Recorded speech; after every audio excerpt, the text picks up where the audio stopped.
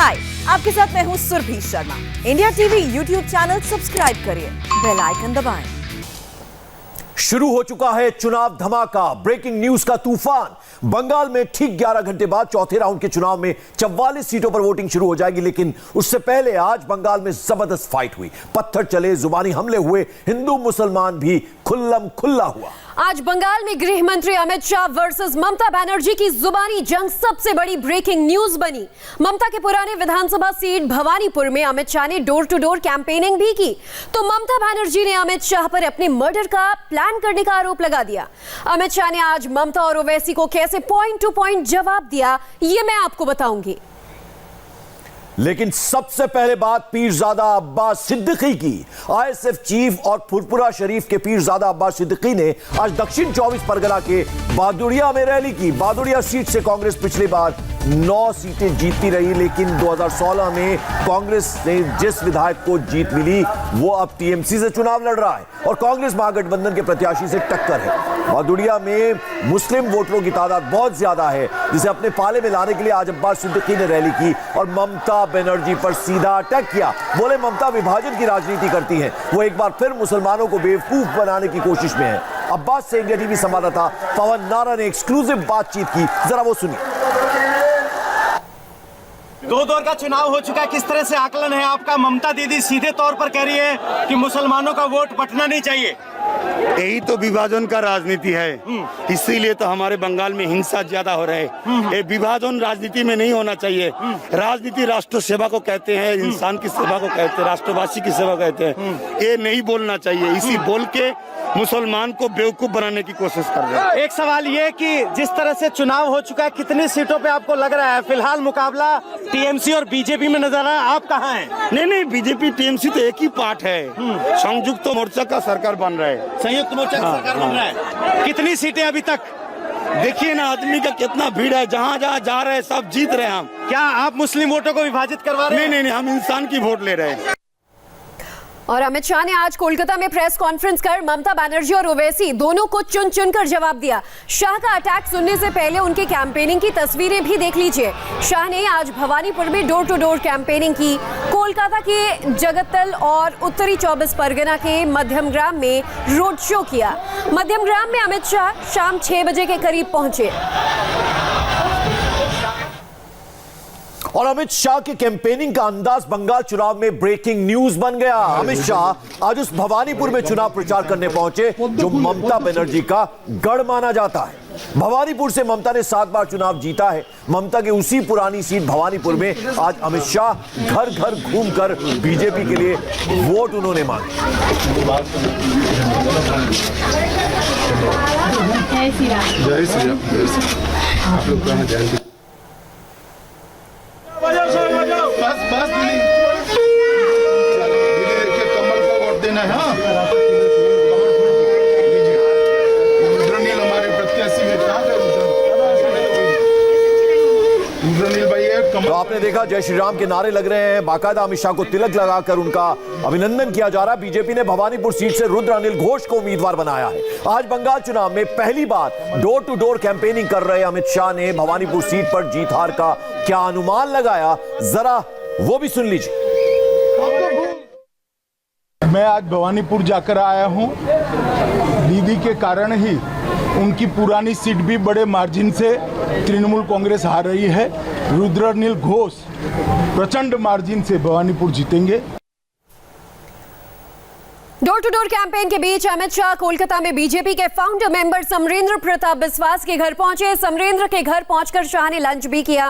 BJP नेता स्वपन दास गुप्ता और दिनेश त्रिवेदी भी अमित शाह के साथ समरेंद्र प्रताप बिस्वास के घर खाना खाने पहुंचे।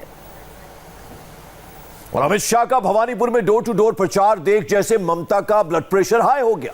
पूर्वी बर्धमान में पब्लिक मीटिंग के दौरान ममता बनर्जी ने बिल्कुल नए अंदाज में अमित शाह पर अटैक किया।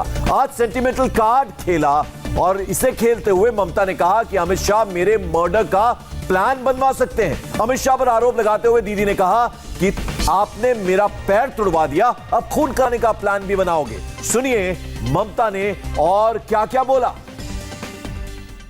আজকে দাঙ্গা বাজরা বিহার থেকে গুন্ডা এনে উত্তরপ্রদেশ থেকে রেলে করে গুন্ডা নিয়ে এসে আর অমিত শাহ কত টাকা আপনারা আছে ভাবছেন চিরদিন এইভাবে চলে যাবে?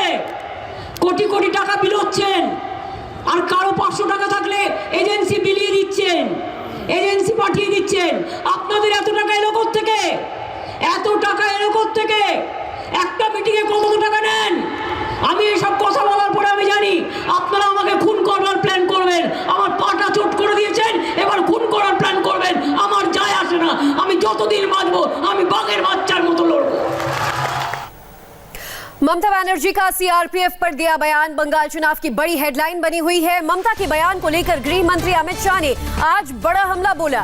अमित शाह ने बोला कि आज तक किसी मुख्यमंत्री ने देश के पैरामिलिट्री फोर्सेस पर ऐसा बयान नहीं दिया जो ममता बनर्जी ने आज दिया।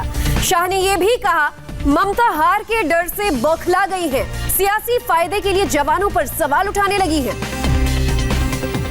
जिस प्रकार की टिप्पणी ममता दीदी ने सुरक्षा बलों के लिए की है, मुझे आश्चर्य है कि सार्वजनिक जीवन में मेरा बहुत लंबा समय गया है, मैंने ऐसी टिप्पणी कभी नहीं देखी।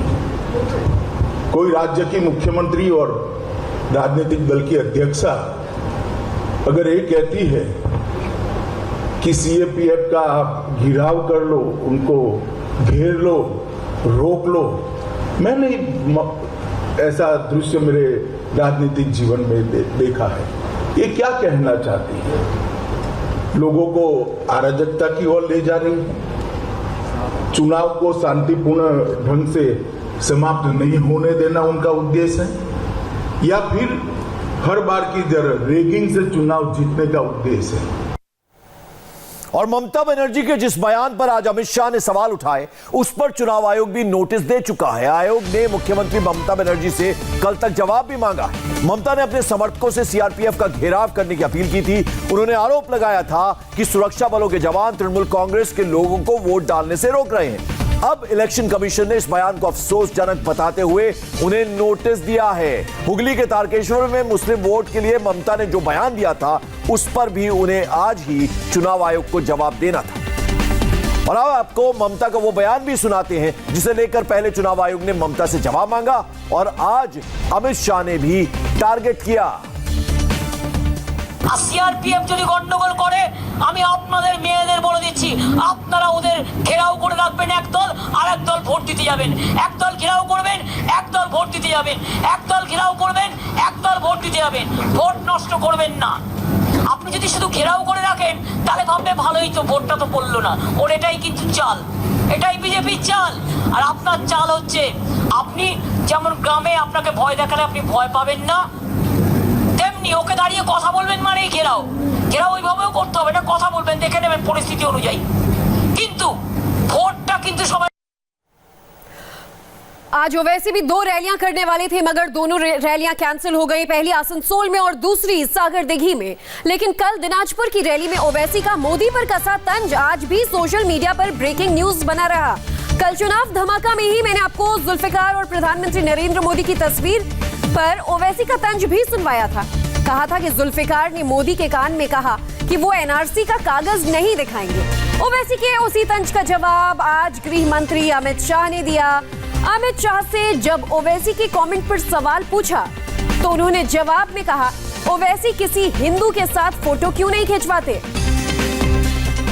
प्रधानमंत्री की एक तस्वीर आई थी, उसको लेकर ओवैसी ने तंज कसा है, ट्वीट किया है बकायदा कि बांग्लादेशी मैं नहीं हूँ, ये युवक ने कहा है। और एनआरसी को लेकर तंज कसा है कि मैं कागज नहीं दिखाऊंगा, मैं बांग्लादेशी नहीं हूँ, ये कहा है पीएम के कान में उस युवक ने जिसकी तस्वीर आई थी। ये ओवैसी का बयान है। आप चलिए, ओवैसी जी की बहुत सारी टिप्पणियों पर मैं तो टिप्पणी नहीं करता, मैं उनको इतना ही कहता हूँ वो भी किसी हिंदू के साथ तस्वीर खींचा ले जरा।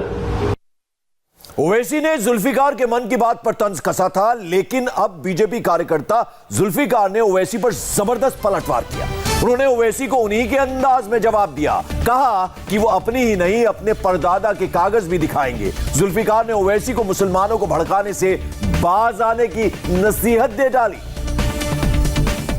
अगर मुझे दोबारा मौका मिले तो मैं यही बोलूं कि मोदी जी, यहाँ जो बांग्लादेशी आ गए हैं, आप मुझे जीवन में कुछ भी मत दो, एक बार सबका जो बाहर से आए उन लोगों को बाहर ज़रूर निकाल दो। मैं ये बात ज़रूर बोलूँगा। हम लोग जब हज में जाते हैं ना, उस वक्त अगर अवैसी साहब मुझे कभी मिले तो मैं उनको बोलूँगा सलाम अलैकुम, बहुत अच्छे लोग हैं, इस्लाम को आगे बढ़ाने की कोशिश कर रहे हैं पर इस्लाम को भड़काने की भी कोशिश कर रहे हैं, दोनों ही बात है।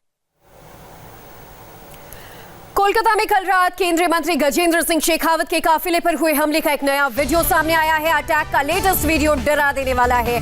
बीजेपी कार्यकर्ता अनिमेश दास पर हमला हुआ था। शिकायत करने केंद्रीय मंत्री गजेंद्र शेखावत जब पुलिस थाने पहुंचे तो टीएमसी समर्थकों ने थाना घेर लिया। केंद्रीय मंत्री थाने में ही बंधक बन गए। थाने के बाहर पत्थर बरसने लगे और पुलिस गुंडों के सामने लाचार बनी रही। कुछ देर बाद बड़ी तादाद में पुलिस फोर्स को बुलाया गया और तब जाकर टीएमसी समर्थकों पर काबू पाया जा सका और शेखावत थाने के बाहर निकल सके। शेखावत के काफिले की कई गाड़ियां तोड़ दी गई थी। और हमले से नाराज शेखावत सीएम ममता बनर्जी पर भड़क गए। शेखावत ने आरोप लगाया कि उनके काफिले पर हमला हुआ, गाड़ियां तोड़ी गई, कार्यकर्ताओं को मारा गया, पीटा गया, लेकिन ममता की पुलिस तमाशा देखती रही।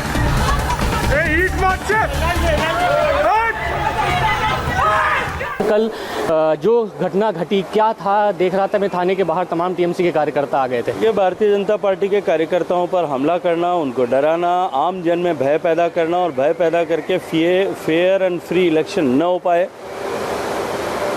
और जो बंगाल की जनता ने तय कर लिया है कि अब तृणमूल कांग्रेस को अब हम अन्याय और नहीं सहेंगे, बाहर निकाल करके फेंक देंगे। अपनी खिसकती हुई ज़मीन को किसी तरह से इस तरह के हथकंडों से द्वारा बचाने की कोशिश की जा रही है, पर मुझे लगता है कि अंतिम छटपटाहट है और अब थोड़े दिन में इसकी भी संभावनाएं समाप्त होने वाली हैं। बंगाल में कल चुनाव है, लेकिन आज और कहां-कहां तनाव हुआ, तस्वीरें दिखाएंगे बस एक ब्रेक के बाद। आज हमले की एक और खबर कोलकाता के पास हावड़ा से आई। ये अटैक भी बीजेपी कैंडिडेट के काफिले पर हुआ। हावड़ा दक्षिण से बीजेपी उम्मीदवार रणतीदेव सेनगुप्ता इलेक्शन कैंपेन में लगे थे, उनके काफिले पर हमला हुआ। ये हमला चुनाव प्रचार के दौरान हुआ। विरोध में बीजेपी कार्यकर्ताओं ने प्रदर्शन किया, सड़क पर धरना दिया और जय श्री राम के नारे लगाए।